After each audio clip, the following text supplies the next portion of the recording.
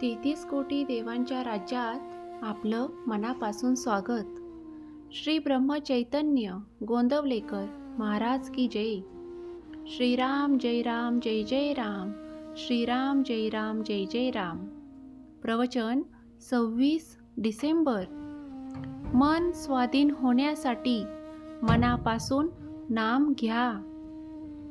जगात आजपर्यंत पुष्कळ लोकांनी दान धर्म स्वार्थ त्याग केला, पण त्यांच्या मध्ये कर्तेपणाची जाणीव राहिल्याने खऱ्या अर्थाने त्यांना निस्वार्थी बनता आले नाही.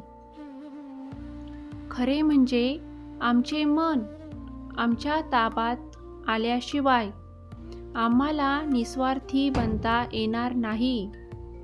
मन कोणत्या साधनाने आम्हाला आवरता येईल? योग, याग इत्यादी साधने त्यासाठीच सांगितली आहे.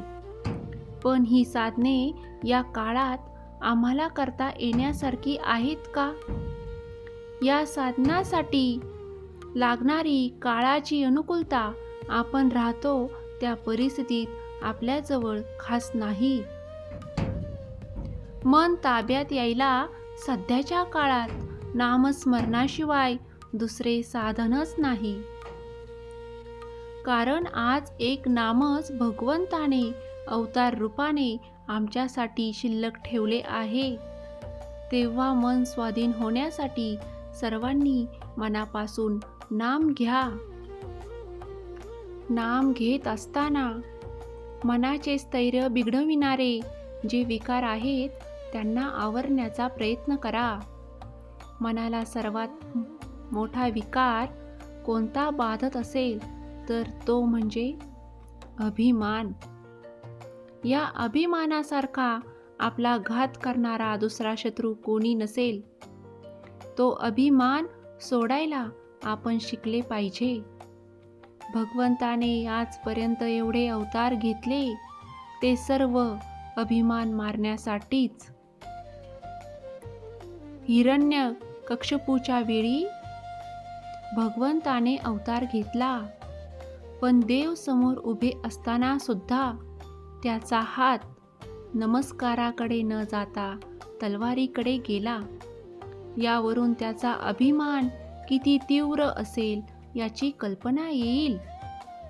तो अभिमान नाहीसा करण्यासाठी आपण कर्तेपणाची जाणीव सोडून नाम घेतले पाहिजे.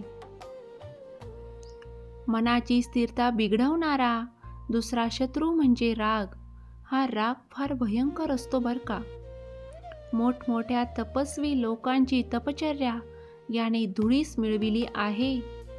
हा राग आवरण्यासाठी आपल्याला राग कशामुळे येतो हे नीट समजून घेतले पाहिजे. व्यवहारात आपल्याला नीतीची बंधने घालून दिलेली आहेत, ती सर्व आपण पाळली पाहिजे. नीतीच्या बंधनात राहणाऱ्या माणसाचे विकार आपोआप आवरले जातील. ही बंधने कशासाठी घातली आहेत याचे मर्म समजून वागले तर राग आवरता येईल. आणि राग आवरला म्हणजे त्याच्या पोटात लपून बसलेल्या काम, लोभ, मोह इत्यादी विकारांनाही पायबंद पडेल.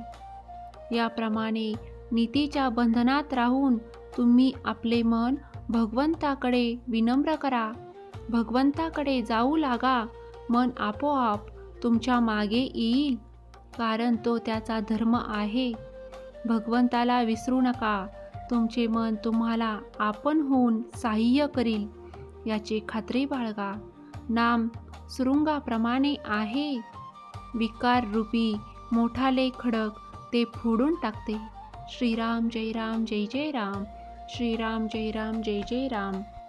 नामाशिवाय कोणतेही सत्य मानू नये. ज्याच्याकडे राम नाम तोच जगातील सर्वात श्रीमंत व्यक्ती. हे खरे. भगवंता वाचून जीवन व्यर्थ आहे. म्हणून भगवंताचे नाम घेत चला आणि पुढच्या पिढीलाही भगवंताच्या नामाप्रती गोडवा निर्माण करा. श्रीराम जय राम जय जय राम, श्रीराम जय राम जय जय राम. जय जय रघुवीर समर्थ, जय जय रघुवीर समर्थ.